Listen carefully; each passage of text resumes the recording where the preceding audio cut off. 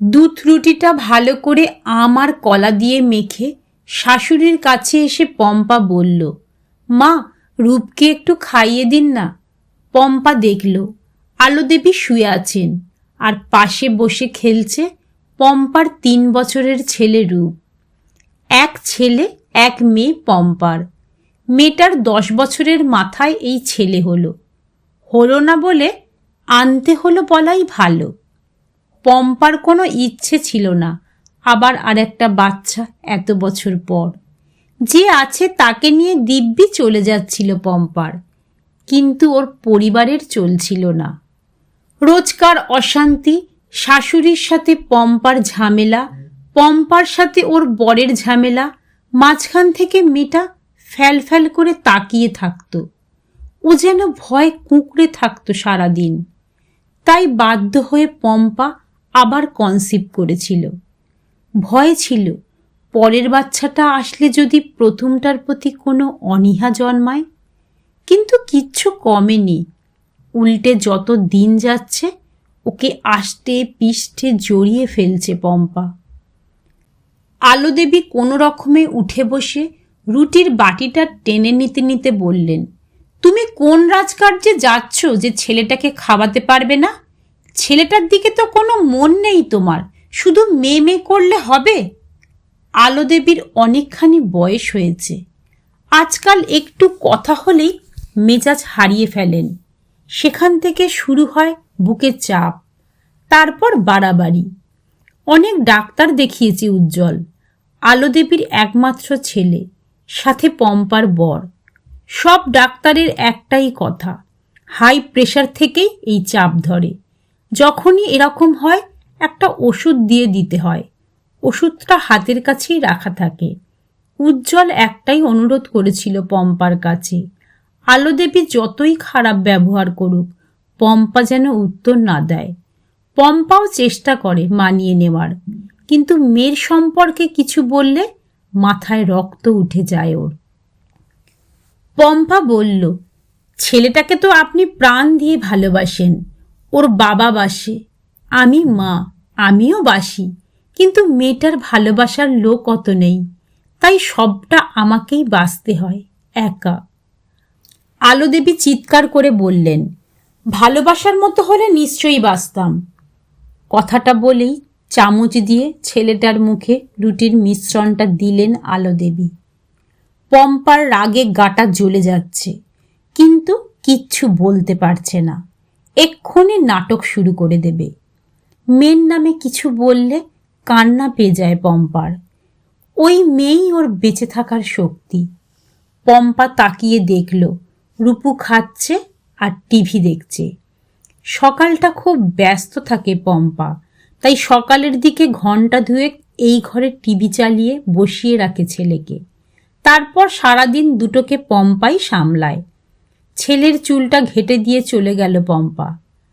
রান্নাঘর থেকে মেয়ের রুটির বাটিটা নিয়ে ঘরে গিয়ে পম্পা দেখল রূপা খাটে পা ছড়িয়ে বসে একটি কাগজে লাল রং ঘষছে। সামনে চুলগুলো কপালে পড়েছে, তাই চোখ দুটো পিটপিট করছে। মুখটা হাঁ করে খুব মন দিয়ে সূর্যের রং ঘষছে রূপা। চোখ তুলে পম্পাকে দেখেই এক মুখ হেসে ফেলল।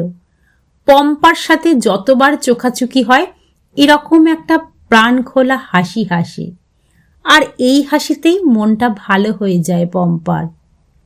পম্পা বলল, চলে এসো মাটিতে, খাইয়ে দিই। রূপা খাট ধরে আস্তে আস্তে নেমে চেয়ারটা টেনে আনলো। তারপর পম্পার শাড়ি ধরে বসতে বলল। ও জানে পম্পা হাঁটু ব্যথার জন্য মাটিতে বসতে পারে না। পম্পা বাটিটা রেখে মেয়ের গলায় কাপড়টা বেঁধে দিল। চামচ করে দুধ রুটি মেখে মেয়েটার মুখে ঢুকিয়ে দিল পম্পা। দুলে দুলে খাচ্ছে রূপা আর মায়ের মুখের দিকে তাকিয়ে আছে।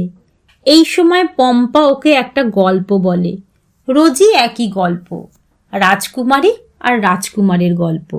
সেখানে রাজকুমারী একটা ঘরে বন্ধ থাকে আর রাজকুমার এসে ওকে বাঁচিয়ে নিয়ে যায়। গল্পটা শোনে আর নিজের মনে হাসতে হাসতে হাততালি দেয় রূপা। কিন্তু যখন পম্পা বলে রাজকুমারী কি করে থাকবে মাকে ছাড়া? তখন রূপা আবার কেঁদে দেয়। তখন পম্পারও কান্না পায়। সত্যি ওকে ছাড়া থাকা পম্পার পক্ষে সম্ভব না।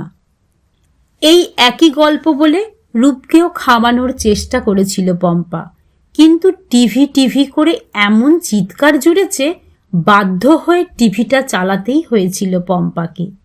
এটাই স্বাভাবিক, বরং রূপার এই এক গল্প শোনাটাই অস্বাভাবিক। সত্যিই তো 10 বছরের একটা মেয়ে কত বড় হয়ে যায়, কত বুদ্ধি রাখে মাথায়, কিন্তু রূপা এক দৃষ্টে মেয়ের দিকে তাকিয়ে থাকে পম্পা। যে দেখে সেই বলে, কি সুন্দর দেখতে, এ তো পুরো ঠাকুমার মতো দেখতে।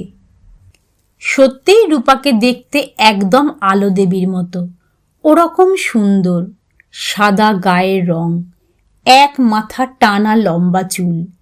পম্পা আবার সেটা নিজের মনের মতো বেঁধে দেয়, তাতে আবার বসিয়ে দেয় লাল, নীল, হলুদ রং বেরঙের ফুলের কাঁটা। চুলটা বেঁধে দিলে আবার কি সুন্দর হাততালি দেয়। মনটা আনন্দে ভরে ওঠে পম্পার, ঠিক যেন ওর ছোটবেলার পুতুল। তাকে সাজাতো, খাওয়াতো, ঘুম পাড়াতো, যাই ইচ্ছে করতো করে নিত, কোনো প্রতিবাদ নেই, কান্না নেই। একদিন সেই পুতুল ছিঁড়ে ভেঙে কোথায় হারিয়ে গেছিল। ওরও কি তাই হবে ভেবেই আতঙ্কে বুকটা কেঁপে উঠল পম্পার। তাড়াতাড়ি জড়িয়ে ধরল মেয়েকে। রূপাও মাকে জড়িয়ে ধরল। ওই করো, সারাদিন পাগল মেয়েটাকে নিয়ে আদিক্ষেতা, কখন থেকে ডাকছি। কথাগুলো শুনে পম্পা তাকিয়ে দেখল সামনে দাঁড়িয়ে আছে আলো দেবী, আর ওনার হাতে রূপ। পম্পা নিরুত্তাপ গলায় বলল, খাওয়া হয়ে গেছে বাবা?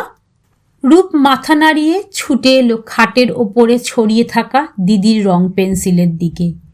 ওর সাথে রূপার কোনো টান জন্মায়নি। যখন রূপ ছোট তখন রূপা যেত ভাইকে আদর করতে, কিন্তু আলো দেবী কিছুতেই ঘেঁষতে দিতেন না, একরকম তাড়িয়েই দিতেন। হোক অস্বাভাবিক, তাও রক্ত মাংস যখন আছে, অপমানটা ভালোই বোঝে রূপা।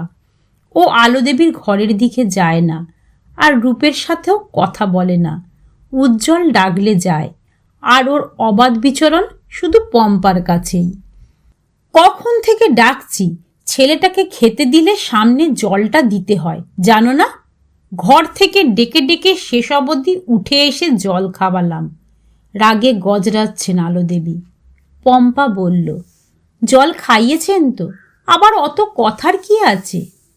আলো দেবী আরও রেগে গিয়ে বললেন, মানে যদি গলায় আটকে কিছু হতো, ওই মেয়েটার জন্য নিজের সুস্থ বাচ্চাটাকে মেরে ফেলবে? বয়স বলে গলার জোরের কোনো কমতি নেই আলো দেবীর। এত চিৎকারে আবার কুঁকড়ে গেছে রূপা। মেয়েটাকে দেখে আর নিজেকে সামলাতে পারল না পম্পা। গলাটা আস্তে করে বলল, আপনি নিজের ঘরে যান, কে বাঁচবে কে মরবে আমি বুঝে নেব। আর সামলাতে পারলেন না আলো দেবী, চিৎকার করে বললেন, একদম চুপ করে থাকো। ওই রাক্ষসীটার জন্য যদি আমার দাদু ভাইয়ের কিছু হয়। কথাটা শেষ করার আগেই পম্পা বলল, আমি ওই রাক্ষসীকে নিয়ে এক্ষুনি বেরিয়ে যাব বাড়ি থেকে। আমার মেয়ের যেখানে সম্মান নেই সেখানে আমিও নেই। বলেই রূপাকে টেনে ঘর থেকে বের হতে গেল পম্পা। সাথে সাথে বুক ধরে বসে পড়লেন আলো দেবী। এই সময় ওনার মুখের কষ্ট দেখলে বেশ বোঝা যায় উনি নাটক করছেন না। পম্পা ভয় পেয়ে জড়িয়ে ধরে এনে সোফায় বসালেন। ছেলেকে ডেকে পাশে দাঁড় করিয়ে বুকটা জোরে জোরে ঘষে দিল। এগুলোই এই রোগের উপশম। মাথার ওপর ফ্যানটা খুব আস্তে ঘুরছে, বাড়াতে হবে, কিন্তু যাওয়ার উপায় নেই। আলো দেবী পুরো পম্পার গায়ে হেলান দিয়ে আছে, ওষুধটাও দিতে হবে। কি করবে ভাবছে পম্পা। রূপাকেও দেখতে পাচ্ছে না, ডাকতেও ভয় পাচ্ছে, কারণ ওর নামে আলো দেবী আরও রেগে যান। ছেলেকে যে রেখে যাবে সম্ভব না, ওর ছোট্ট শরীর আলো দেবীর ভার রাখতে পারবে না। খুব অসহায় লাগছে এবার। পিঠে আর বুকে হাত বুলিয়ে যাচ্ছে পম্পা।